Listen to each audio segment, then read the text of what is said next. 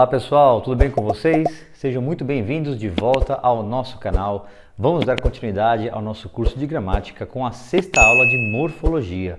Você já memorizou as 10 classes de palavras? Acredito que sim, não? Substantivo, artigo, adjetivo, numeral, pronome, verbo, advérbio, preposição, conjunção e interjeição. Então vamos começar a estudar os verbos, que são uma das classes de palavras mais importantes, porque normalmente os verbos trazem o significado básico que eu quero transmitir ao formar uma frase. Olha, começando pela definição, os verbos fazem 4 coisas. Expressam ação, estado, mudança de estado ou fenômeno da natureza. Vamos ver um por um? Ação. Se você pensar em movimento, fica fácil compreender as ações, né? Pular, correr, saltar, mergulhar. Eu estou pensando em várias ações aqui na minha cabeça agora. Olha a frase modelo lá, correr, eles correm, expressa uma ação. Até aí está tranquilo. Mas e ações que não envolvem tanto movimento aparente assim? Por exemplo, pensar, né? Negociar. Olha outro verbo, desenvolver-se. Né? Então cuidado, quando você lembrar das ações, pense também em ações que não envolvem tanto o movimento físico, né? mas que envolvam um processo com começo, meio e fim.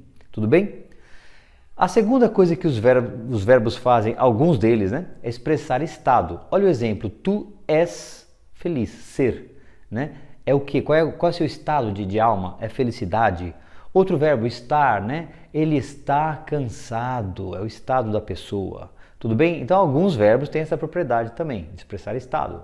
Mudança de estado, olha a frase, ele ficou, este é o verbo, ficou faminto. Aí vem esse estado depois, faminto, né?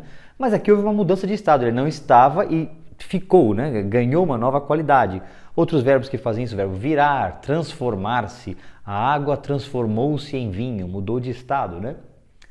E finalmente, fenômenos da natureza. Então, são os verbos que indicam os fenômenos naturais, chover, ventar, nevar, gear. Esses verbos se caracterizam por não ter alguém que faça a ação deles, né? Não tem um sujeito, a gente chama de sujeito quem faz a ação verbal. Então eles não têm sujeito normalmente e são usados na terceira pessoa do singular. Lembra que era a terceira pessoa do singular? Se você não se lembra, assista a nossa aula de pronomes, que vai ajudar a memória aí, tudo bem? Vamos adiante?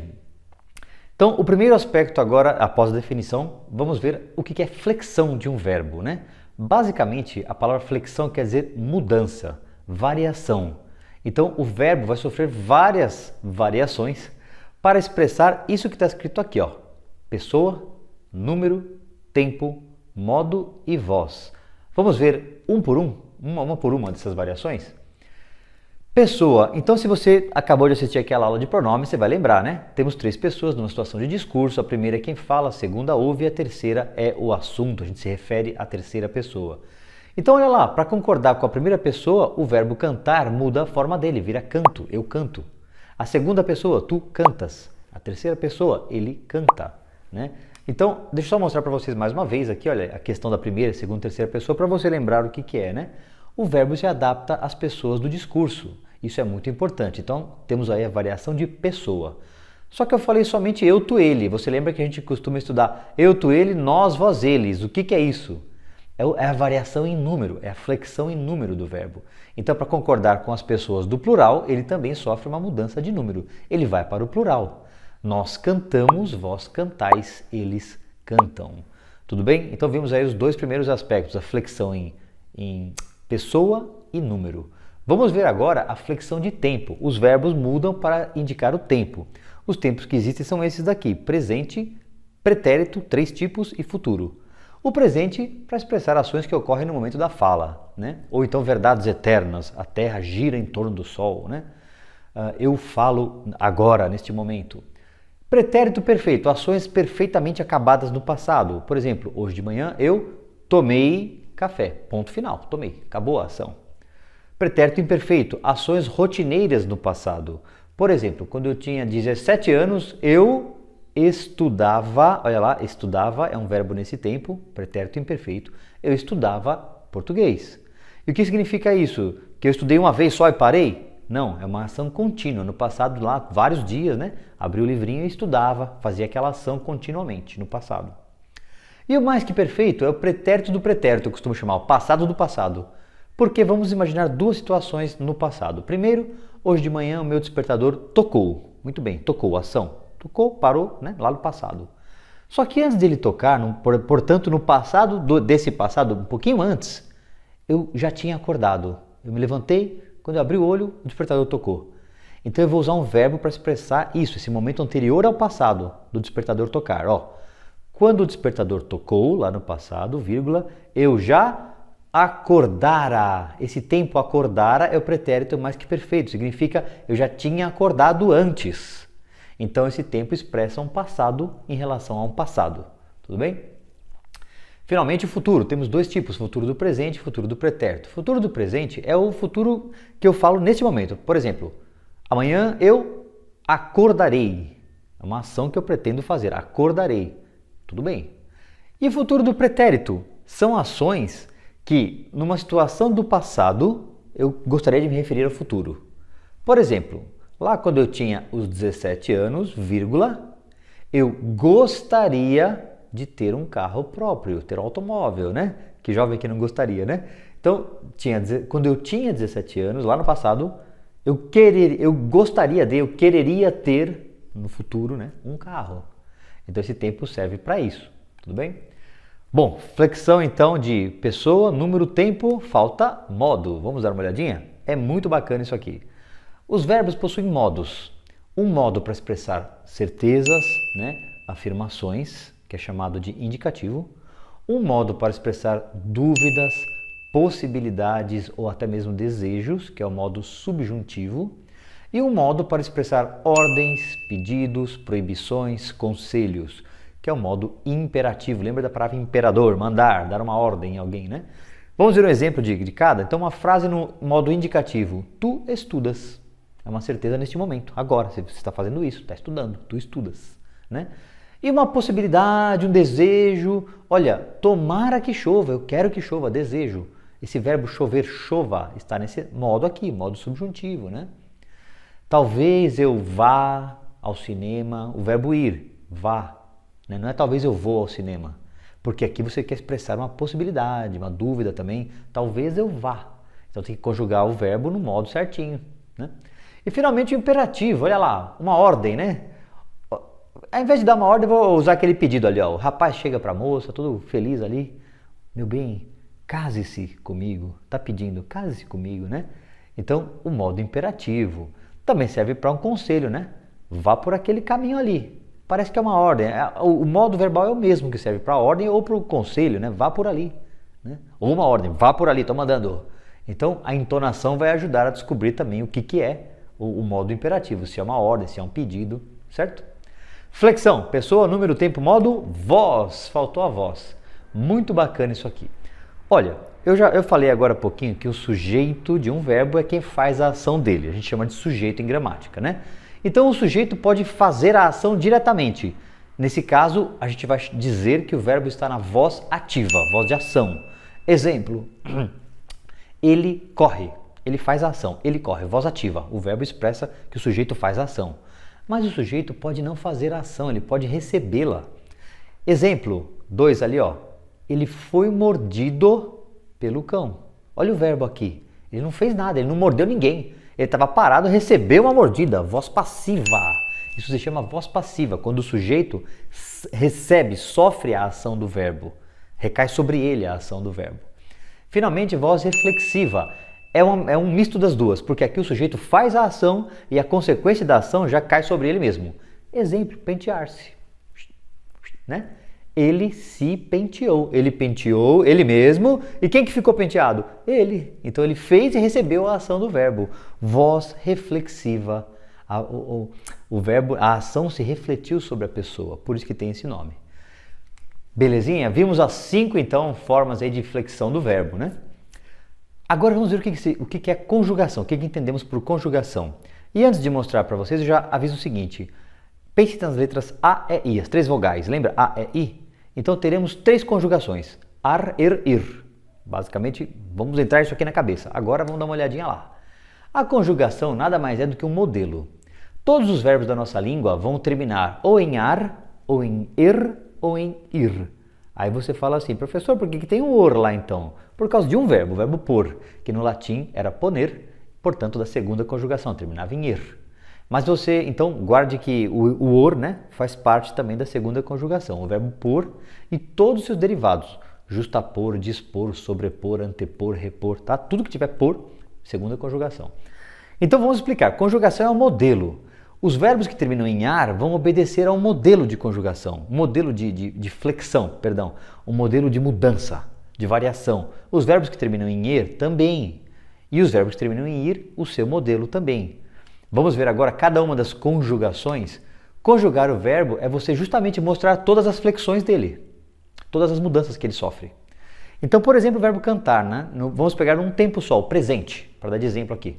Eu canto, tu cantas, ele canta. Nós cantamos, vós cantais, eles cantam. É assim que se conjuga esse verbo. Agora vem a parte interessante. Olha na listinha da esquerda. Pega o dançar. Conjuga o dançar no mesmo tempo, no presente. Olha, o cantar termina em ar, dançar também termina em ar. Então, o dançar vai ser igualzinho ao modelo do cantar. Pega o dançar, vamos lá. Eu danço, tu danças. Olha em azulzinho ali, ele dança. Nós dançamos, vós dançais, eles dançam. Percebeu que bacana? Então, você aprender a conjugação é decorar aquela parte azul ali, ó. Você não precisa nem saber o que é o verbo. Olha o último da lista que eu peguei de propósito. Conspurcar. Vamos conjugar? Eu conspurco, tu conspurcas, ele conspurca. Nós conspurcamos, vós conspurcais, eles conspurcam. Sabe o que é isso? É manchar, macular. Você pode conspurcar a imagem de alguém, né? Manchar, falar mal da pessoa. Não faça isso não. Mas vamos lá. Então, olha, o modelo está aí. Os verbos que terminam em ar, no presente, são conjugados assim. Aí você fala, beleza, professor, que moleza, entendi tudo. Então é só isso que tem que fazer, decorar só o presente? Infelizmente não. Deixa eu sair de perto um pouquinho. Olha essa tabela aí, pessoal. Na verdade, tem vários tempos, né? Essa tabela é muito bacana, ela mostra os 3 modos, em vermelho ali em cima, ó, indicativo, subjuntivo e imperativo. Ela mostra em cada modo quais os tempos que fazem parte dele. Ó. O indicativo tem 6 tempos, né? Presente, pretérito perfeito, imperfeito e mais que perfeito, futuro do presente, futuro do pretérito. O modo subjuntivo tem 3 tempos, né? Presente, pretérito imperfeito e futuro. E o modo imperativo está lá escrito afirmativo. Ele não tem tempo, o modo imperativo, porque uma ordem, você não dá uma ordem no passado, é sempre no presente. Então essa ordem ou será afirmativa, mandando fazer algo, ou será negativa, mandando não fazer algo. Né? Só um detalhe, né? E o imperativo negativo, por que não está aí? Porque a conjugação dele é igualzinha ao presente do subjuntivo. Então quando você quiser dar ordens negativas, você fala assim, né? Não cantes tu, não cante você, não cantemos nós, não canteis vós, não cantem eles, né? É assim que se forma, é a partir de um outro tempo, igualzinho. O seu trabalho qual será aqui? Memorizar o que está dentro daqueles retângulozinhos, ó, os finaizinhos de cada tempo. É assim que se aprende verbo. Professor, é muita coisa, é muito difícil. Olha, é bastante coisa assim, vocês têm razão. Mas eu prometo, tá? Começou a estudar, persistiu um pouquinho, teve paciência, começa a entrar na cabeça a coisa, funciona, tá bom? A gente ensina isso aí desde criancinha, para as crianças de 10, 11 anos até adulto. E dá para fazer, tá? Dá um pouquinho de trabalho, mas não desanima, tem que né, se esforçar. Vamos ver o segundo modelo de conjugação, então, os verbos terminados em er e or, né? Pegar o vender como exemplo, olha, eu vendo, tu vendes, ele vende, nós vendemos, vós vendeis, eles vendem. Pega um outro da lista lá, vamos pegar o último de novo, que é um esquisito, recrudescer. Eu recrudesço, tu recrudesces, ele recrudesce, nós recrudescemos, vós recrudesceis, eles recrudescem. Então, esse verbo significa tornar-se mais intenso. Você pode pensar assim, o vento recrudesceu, né? O vento ficou mais forte. Então, esse é o modelo dos verbos da segunda conjugação. Assim como eu fiz na primeira conjugação, eu vou mostrar uma tabela completa dos verbos, né, em todos os tempos e modos da segunda conjugação. Tudo bem? Pessoal, tira um print aí da tela para você estudar depois isso, ou há sites na internet onde você escreve o nome do verbo, aperta Enter e ele conjuga o verbo inteirinho para você em todos os tempos, tá? Isso requer um estudo na sua casa aí, não basta assistir essa aula, você vai ter que gastar um tempinho a mais, tá? O importante nesta aula é entender como é que funciona uma conjugação, o que é uma conjugação, né? Finalmente, um exemplo com o verbo da terceira conjugação. Vamos pegar o verbo partir, olha, quase igual ao da segunda, né? Eu parto, tu partes, ele parte. Nós partimos, vós partis, eles partem. Vamos pegar um verbo esquisitinho? Perquirir. eu perquiro, tu perquires, ele perquire. Nós perquirimos, vós perquiris, eles perquirem. Perguntar, né? Esse verbo significa. Tudo bem? Mesma coisa. Pode pegar qualquer outra da lista, jogar lá e fazer o teste que vai dar certo. Eu assisto, tu assistes, ele assiste. Nós assistimos, vós assistis, eles assistem. Finalmente, mostrando também a tabelinha completa dos verbos da terceira conjugação, com as partes assinaladas, as partes que requerem memorização. Tudo bem?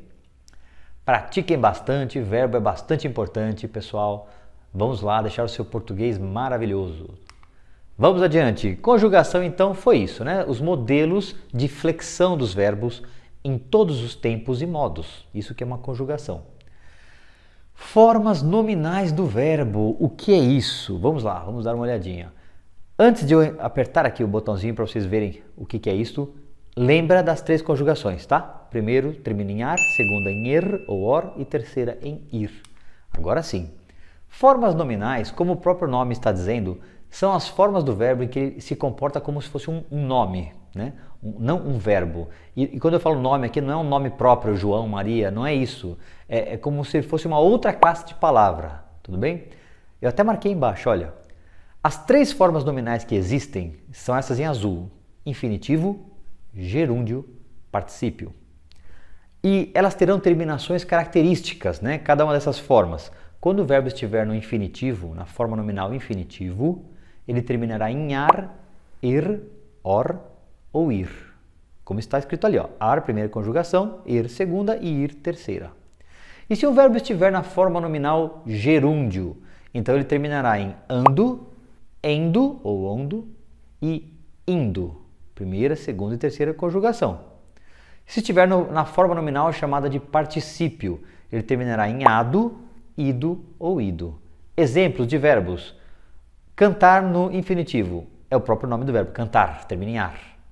Cantar no gerúndio, cantando. Cantar no particípio, cantado. Vender no infinitivo é o próprio nome do verbo, vender. Vender no gerúndio, vendendo. Pôr no gerúndio, pondo. Vender no particípio, vendido. Finalmente, partir no infinitivo, partir, no próprio nome do verbo. No gerúndio, partindo e no particípio, partido. Tudo bem? Isso são as formas nominais, só mostrei o que elas são. Ainda não falei para que serve, vou falar agorinha. Locução verbal. Lembra que nós já falamos de locução adjetiva? 2 ou mais palavrinhas lá, uma estrutura com valor de adjetivo, né? Aqui é a mesma coisa, serão 2 verbos com valor de um verbo só. Então eu até coloquei ali embaixo verbos auxiliares. A locução verbal vai ter um verbo chamado de auxiliar e um verbo chamado de principal. E o verbo principal estará em uma das formas nominais que acabamos de aprender. Então por isso que a gente falou delas, né? Olha lá. Primeiro exemplo, eu vou colocar uma locução verbal com o verbo no infinitivo, que é o cantar ali, ó. Segundo exemplo, eu vou colocar uma locução verbal com o verbo no gerúndio, que é o estudando. E no terceiro exemplo, eu vou colocar uma locução verbal com o verbo no particípio, que é o vendido. Exemplo 1. Elas vão cantar uma música. A locução verbal é vão cantar. Esses 2 verbos. O verbo auxiliar vão é conjugado e o verbo principal cantar fica na forma nominal, neste caso, infinitivo. Os 2 verbinhos aí, vão cantar, valem por um só. Elas cantarão uma música. Tudo bem? Nós estamos estudando português. Mesma coisa, verbo auxiliar estar, foi conjugado, estamos, nós estamos. Estudando é uma forma nominal no gerúndio. Locução verbal, estamos estudando português. Substitui por um verbo só. Nós estudamos português. Agora, neste momento, estudamos. Ele tinha vendido o carro. Verbo auxiliar ter foi conjugado, ele tinha. Verbo principal vender no particípio, vendido. Locução verbal, tinha vendido um carro. E agora, professor, como é que eu troco por um verbo só? Quando você puder usar exatamente essa construção, tinha vendido, tinha estudado, tinha feito, você pode usar aquele tempo lá estranho, pretérito mais que perfeito. Então, ele vendera o carro. Tudo bem? Locução verbal, então, lembre-se sempre, 2 verbinhos que valem por um só, né? E agora, o que elas fazem, essas locuções verbais, né? Que outras coisas elas fazem? Elas podem indicar 4 coisas. Passividade, né? Lembra da voz passiva? Receber a ação. Os humildes serão exaltados, receberão exaltação, né? Em azul ali está a locução verbal. Linguagem projetada, ou seja, futuro, né? Nós havemos de ser pagos. Olha que locução verbal linda, enorme, várias palavras, né? Tudo isso em azul aí é a locução verbal. Aqui não dá para reduzir em um verbo só, mas nós seremos pagos, havemos de ser, seremos pagos. Tudo bem? Então, uma linguagem projetada, no futuro, nós seremos pagos, havemos de ser pagos. Pode indicar começo de ação. O trem vai deixando a estação, começa a deixar a estação. Aliás, começa a deixar também é uma locução verbal. Continuidade. Eu venho estudando isso há anos. Eu venho, verbo auxiliar conjugado, estudando, verbo no gerúndio, locução verbal em azul. Venho estudando isso há anos. Treine reconhecer as locuções verbais em uma frase. Tudo bem, pessoal? Em um texto, né? Vamos adiante. Locução verbal. Classificação dos verbos. Bacana. Tranquilinho isso aqui, olha. Verbos regulares são aqueles nossos amiguinhos. Eles seguem a regra numa boa. A raiz deles, a parte principal, nunca muda. Lembra do cantar? Cante, cante, cante. Canto, cante. As canta, cantamos, cantais, cantam. Não muda aquela parte chamada de raiz. Então os verbos regulares obedecem às conjugações e a raiz deles não muda. Os irregulares são mais ou menos amigos nossos, eles nos dão trabalho. Por quê? Porque eles mudam a raiz, né? Então, exemplo do verbo perder. No presente, você tenderia a conjugar assim: eu perdo. Eu perdo. Ai, tomara que eu não perda minhas coisas. Só que ele é irregular, tá errado, não é perdo. É perco. Tomara que eu não perca. Eu perco as coisas facilmente. Tomara que eu não perca a minha mochila. Então, cuidado com esses verbos irregulares. E como é que você vai saber se ele é irregular? Aprendendo os verbos mesmo, né? Você consulta o dicionário, vem escrito lá a conjugação dele muitas vezes, né? Ou quando você, na dúvida, estudar o assunto, vai aparecer a conjugação do verbo e você vai perceber que a raiz dele muda. Tome cuidado com esses verbos, tá bom, pessoal? Verbos auxiliares são aqueles que entram nas locuções verbais que acabamos de ver, né? Ser, estar, o verbo ter, né? Haver também pode ser usado como auxiliar. Então eles entram em locuções verbais. Eles auxiliam no sentido de outros verbos. Verbos defectivos são aqueles que não têm a conjugação completa. Por exemplo, o verbo precaver no presente não existe. Eu precavo, tu precaves, ele precave. Nem eles precavem. Só existe 2 formas. Nós precavemos, vós precaveis. Então, cuidado que esses verbos a gente tem que saber que eles são assim, né? O verbo abolir é assim também, o verbo demolir, né? Pensa, eu demulo, eu demolo, como é que é? Não tem a conjugação perfeita. A imperfeição geralmente acontece nos tempos presente. Presente do indicativo e do subjuntivo. Fica a dica aí. Verbos abundantes são o oposto. Eles possuem mais de uma forma. Por exemplo, o verbo suspender possui 2 particípios. Suspendido ou suspenso, né? Os verbos impessoais são aqueles que não têm o sujeito. Lembra que falamos do sujeito, quem faz a ação? Eles não têm sujeito. Alguns são impessoais essenciais, quer dizer, quase nunca terão sujeito mesmo. Os verbos da natureza, por exemplo, né? É possível até que tenha num caso muito especial, mas depois eu falo, para não confundir. Por enquanto, seguinte, o verbo chover não tem sujeito. Quem faz a ação é a natureza. A gente não vai falar. E a gente não fala assim, a natureza chove também. Você só fala assim, choveu hoje. Será que vai chover amanhã, né? Então, eles não têm sujeito, são usados sempre na terceira pessoa do singular. E os verbos impessoais acidentais, o que significa isso? Significa que eles são verbos normais, pessoais, porém, em alguns usos, eles não terão sujeito. Por exemplo, o verbo fazer, quando indica tempo. Então, você conjuga na terceira pessoa do singular, né, e faz a frase, olha, eu faço, tu fazes, ele faz. Então, você pega essa terceira pessoa e começa a frase, faz tempo que não chove. Então não tem sujeito também, né? Faz tempo que estou aqui, né? Tudo bem, o verbo haver, pessoal, que, nossa, todo mundo esquece que ele é um impessoal. Então quando ele significa existir, você fala assim, há, no singular, olha, terceira pessoa, eu, ei, tu, has, ele, há. Há carros no estacionamento. Não é no plural, não concorda, há carros, é há carros, porque o verbo não tem pessoa, não tem um sujeito. Tudo bem a classificação? E para finalizar, pessoal, predicação do verbo, o que é isso? É a maneira como o verbo ele é completado numa frase. Então você tem um sujeito, depois você tem um verbo. E esse verbo pode ter complementos ou não. Essa matéria eu não vou ver agora, porque ela é muito longa, eu ia falar difícil, não, muito importante de ser estudada com muita atenção. E eu vou fazer uma aula de sintaxe só sobre isso, muito aprofundada. Tudo bem? Só vou falar rápido aqui, olha. Você tem verbos que têm significado e verbos que somente ligam palavras, a primeira divisão aí. Na segunda divisão, você tem verbos que não precisam de complemento, intransitivos, e verbos que precisam de complemento, transitivos. E finalmente, os verbos que precisam de complemento, você tem vários tipos de complemento.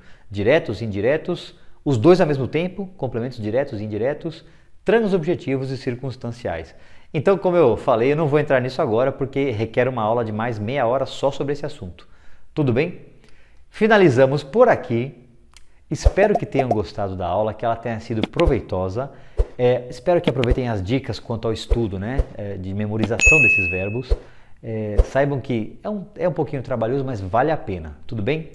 Pessoal, se gostaram da aula, muito obrigado por assistirem até aqui. Peço que deixem um joinha aqui no vídeo, que falem do canal para amigos, para quem estiver precisando aprender português também. E é isso daí. Agradeço os comentários, se vocês quiserem fazer alguma sugestão, alguma crítica, estou ouvindo também. Muito obrigado, espero vocês na próxima aula. Fiquem todos com Deus, até mais.